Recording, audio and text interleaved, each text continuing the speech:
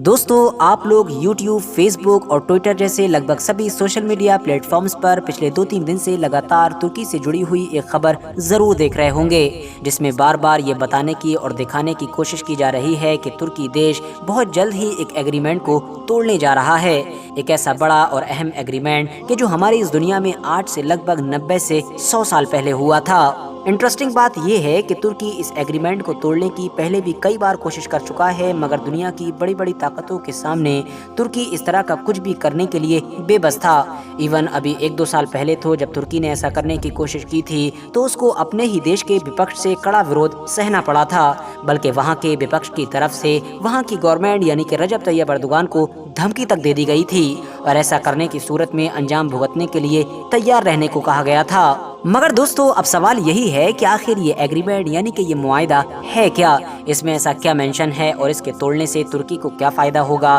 क्या वजह है कि तुर्की की तरफ से इस मुआहिदे यानी कि इस एग्रीमेंट को तोड़े जाने वाली खबर ने दुनिया के बहुत सारे देशों के न सिर्फ होश उड़ा दिए हैं, बल्कि बहुत सारे देशों को हैरान और परेशान भी कर दिया है। तो चलिए आज की अपनी इस छोटी सी वीडियो में हम इस एग्रीमेंट से जुड़े अपने लगभग सारे ही सवालों के जवाब जानने की कोशिश करते हैं। सबसे पहले बात कर लें अगर इस एग्रीमेंट की यानी कि इस मुआहिदे की, तो इसका नाम है मॉन्ट्रेक्स मुआहिदा। सबसे पहले तो मैं आप लोगों को ये बताता चलूं कि जैसा कि हम ज़्यादातर लोग पहले से ही जानते हैं कि फर्स्ट वर्ल्ड वॉर ख़त्म हो जाने के बाद हमारी दुनिया से मुस्लिम इतिहास की एक बड़ी और ताकतवर सल्तनत यानी कि सल्तनत उस्मानिया भी ख़त्म हो गई थी। उसकी जगह पर सिर्फ छोटा सा तुर्की ही रह गया था और उस तुर्की को भी उस दौर की बड़ी बड़ी ताकतों ने बहुत सारी बंदिशों में यानी कि बहुत सारे एग्रीमेंट में बांध दिया था। उसके साथ जो उस दौर में बहुत सारे एग्रीमेंट किए गए थे यानी जिन मुआहिदों में उसको बांधा गया था, उसी में से एक मुआहिदे का नाम मॉन्ट्रेक्स मुआहिदा भी था। ये मुआहिदा दरअसल 20 जुलाई 1936 को साइन किया गया था और ये मुआहिदा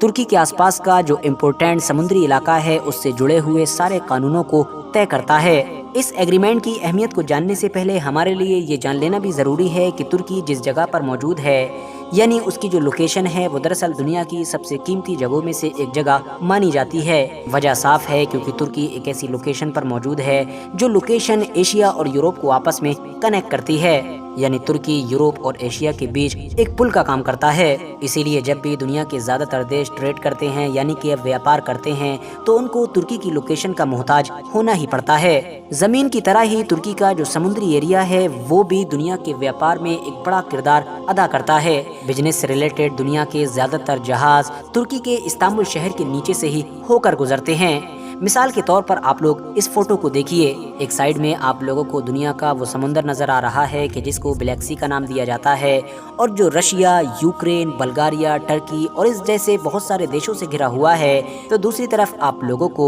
हमारी दुनिया का एक बड़ा समुद्री एरिया यानी कि मेडिटेरियन सी भी नजर आ रहा है और यही वो कीमती यानी कि इम्पोर्टेंट एरिया है कि जो अफ्रीका और यूरोप के बीच में मौजूद है। मगर दोस्तों, सबसे अहम बात यह है कि अगर आप लोगों को अपने जहाज़ों के जरिए से ब्लैक सी से मेडिटेरियन सी की तरफ आना है तो आपको सी ऑफ मरमरा से होकर गुजरना ही पड़ेगा और यही वो खास समुद्री एरिया है कि जो तुर्की के अंदर ही पड़ता है, बल्कि ये कहिए कि इस्तांबुल शहर में मौजूद है। और इंटरेस्टिंग बात यह है कि इस एरिया में आप ऐसे ही नहीं आ सकते हैं, बल्कि तुर्की ने दोनों तरफ से गेट बना रखे हैं जिनको स्ट्रेट्स के नाम से जाना जाता है। यानी ब्लैक सी से अगर आप लोग सी ऑफ मरमरा में एंटर होंगे तब भी आपको एक स्ट्रेट को पार करना होगा और इसी तरह से जब आप सी ऑफ मरमरा से निकलेंगे यानी तुर्की के इस समुद्री एरिया से निकलेंगे तब भी आपको एक स्ट्रेट को पार करना होगा जिसको डार्डेनल्स के नाम से जाना जाता है। जबकि जिस स्ट्रेट के बारे में मैंने आपसे पहले बात की यानी जो ब्लैक सी की तरफ मौजूद है उसको बास्फोरस के नाम से जाना जाता है। अब मुद्दे की बात यह है कि जब 1936 में ये एग्रीमेंट किया गया था तो इसमें ये कहा गया था कि ये जो पूरा समुद्री एरिया है इस पर मालिकाना हक तो तुर्की का ही होगा, मगर जो जहाज निकलेंगे बिजनेस पर्पस से रिलेटेड वो पूरी तरह से आज़ाद होंगे और उन पर तुर्की किसी भी तरह की कोई रुकावट नहीं लगा पाएगा। साथ ही साथ उनसे कोई वसूली वगैरह यानी टैक्स वगैरह भी नहीं ले सकेगा, यानी वो पूरी तरह से आज़ाद होंगे। जाहिर है दोस्तों, जिस देश के पास भी इतना इम्पोर्टेंट समुद्री एरिया मौजूद हो वो हर साल करोड़ों डॉलर्स कमा सकता है, मगर उसके बावजूद भी इस एग्रीमेंट की वजह से पिछले 90-100 साल से तुर्की के हाथ कुछ भी नहीं लग रहा था। मगर अब आखिरकार तुर्की इस एग्रीमेंट को तोड़ने के पूरे मूड में नजर आ रहा है, क्योंकि दोस्तों इलेक्शन होने से पहले ही ये उम्मीद जताई जा रही थी कि अगर इस इलेक्शन में रजब तैयब अर्दोगान की वापसी होती है तो वो कोई दूसरा फैसला लें या फिर ना लें, मगर इस एग्रीमेंट को जरूर तोड़ेंगे। और शायद ये चीज अब बिल्कुल पूरी तरह से सही होती नजर आ रही है। फिलहाल अब टर्की की तरफ से ये क्लियर कर दिया गया है कि इस्तांबुल के समुद्री इलाके से अब जो भी जहाज सामान लेकर गुजरेगा उससे टैक्स जरूर लिया जाएगा।